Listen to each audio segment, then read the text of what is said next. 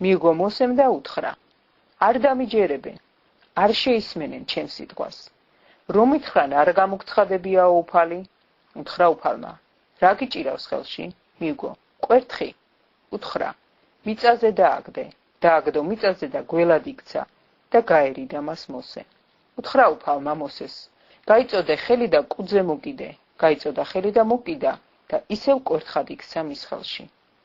ამით დაგიჯერებენ, რომ გამოგეცხადა უფალი მათი მამა-პაპის ღმერთი, აბრაამის ღმერთი, ისააკის ღმერთი, იაკობის ღმერთი. კვლავ უთხრა მას უფალმა: უბეში ჩაიყავი ხელი. მანაც ჩაიყო უბეში ხელი. უკან გამოიღო და აჰა ხედავს, თოვლივით გასთეთრებია კეთრისგან ხელი. უთხრა: ისევ ჩაიყავი ხელი უბეში. ისევ ჩაიყო ხელი უბეში. უკან გამოიღო უბიდან და აჰა ხედავს, ხორცისფერი დაბრუნებია ხელს. თუ არ დაგიჯერეს და არ გერწმუნენ პირველ სასწაულზე, ამ მეორე სასწაულზე მაინც გერწმუნებიან. თუ ამ ორ სასწაულზეც არ გერწმუნენ და არ შეისმინეს შენი სიტყვა, ამოიღე წყალი ნილოსიდან და ხმელეთზე დაღვარე.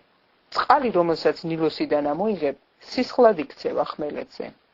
უთხრა მოსემ უფალს: გევედრები უფალო, ჭევრმეტყველი კაცი არ ყოფილ ვარ არც გუშინ, არც გუშინ წინ და არც მას მერე, რაც ლაპარაკი დამიწყე შენს მორჩილს. ბაგე მძიმე და ენა მძიმე ვარ. უთხრა უფალმა: ვინ მისცა ბაგი ადამიანს? ვინ ბადებს მუნჯს ან ყრუს, თვალხილულს ან ბრმას, თუ არა მე, უფალი? ახლა წადი და მე ვიქნები შენს ბაგესთან. გასწავლი რა უნდა თქვა. უთხრა მოსემ: გევედრები უფალო, სხვა ვინმე გააგზავნე. განურისხდა უფალი მოსეს და უთხრა: განა შენი ძმა არ არის ლევიანი აარონი? ვიცი რომ ლაპარაკით ისილაპარაკებს. აჰა მზად არის იგი შენ შესახვედრად, დაგინახავს და გულით გაიხარებს. ელაპარაკე და ბაგეში ჩაუდე სიტყვები. მე ვიქნები შენს ბაგესთან და მის ბაგესთან. გასწავლით რა უნდა გააკეთოთ. ის ილაპარაკებს ხალხთან შენს ნაცვლად. ის იქნება შენთვის ბაგე, ხოლო შენ ღმერთი იქნები მისთვის. ხელში გეჭიროს ეგ კვერთხი, რომლითაც სასწაულებს მოახდენ. წავიდა მოსე და დაბრუნდა ითროსთან, თავის სიმამრთან და უთხრა: წავალ დავბრუნდები ჩემს ძმებთან ეგვიპტეში. ნახავ ცოცხლები არიან თუ არა. უთხრა ითრო მოსეს: მშვიდობითი არე.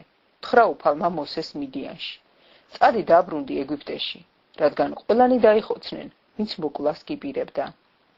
შესხა მოსემ სახედრებზე თავისი ცოლი და შვილები და წავიდა ეგვიპტის ქვეყანაში.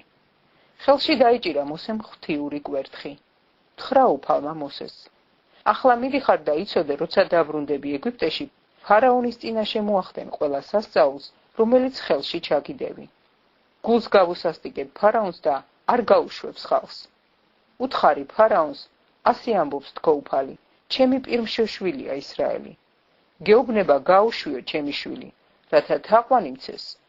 თუ არ გაუშვებ, მოგიკლავ შვილს, შენს პირმშოს. გზაზე ღამეს რომ ათევდნენ, დაუხვდა მას უფალი და მოკლა დაუპირა. აიღო ციფორამ კაჟი და ჩუჩა წააჭრა შვილს. ფეხებთან დაუგდო და თქვა: სისხლის სიძე ხარ ჩემი. გაეცალა მას უფალი. მაშინ თქვა ციფორამ: სისხლის სიძე, წინა დაცვეთით. უთხრა უფალმა აარონს: წადი, შეეგებე უდაბნოში მოსეს. წავიდა და შეხვდა მას ღვთის მთასთან და აკოცა.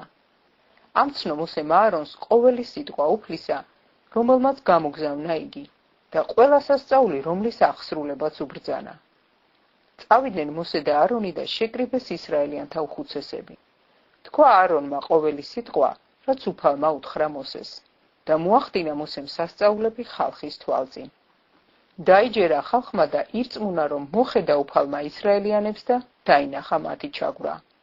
მუხლი მოიყარეს და თაყვანი სცეს.